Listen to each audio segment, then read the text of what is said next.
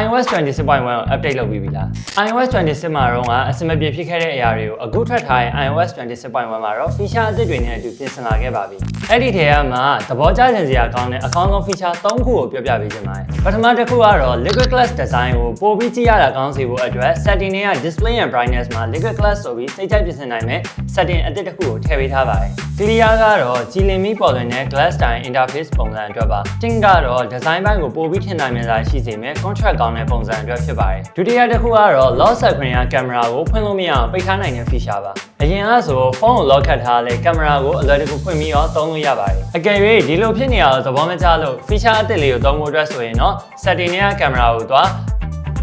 lock screen swipe to open camera ကို off လုပ်ပေးထားပါမယ်တတိယ feature ကတော့ background security အတွက်ပါ OS upgrade အပြည့်မရခင်မှာ system လုံခြုံရေးအတွက်လိုအပ်တဲ့အချက်အလက်တွေကိုကြိုပြီး download and install လုပ်လို့ရပါတယ်ဒီ feature အတွက် setting တွေက privacy and security ကိုသွားပြီးရင်တော့အောက်ဆုံးနားမှာရှိတဲ့ background security improvement တွေက automatically install ကိုဖွင့်ပေးထားရမှာပါတိုးတက်မှုအသစ်တွေနဲ့အတူ battery error လည်းဖြည့်ရှင်းပေးထားတာဖြစ်လို့ဒီ iOS 26.1 ကို update လုပ်ကိုလုပ်တင်ပါတယ်ကြည့်ရှုရတဲ့ကျေးဇူးများတင်ပါတယ်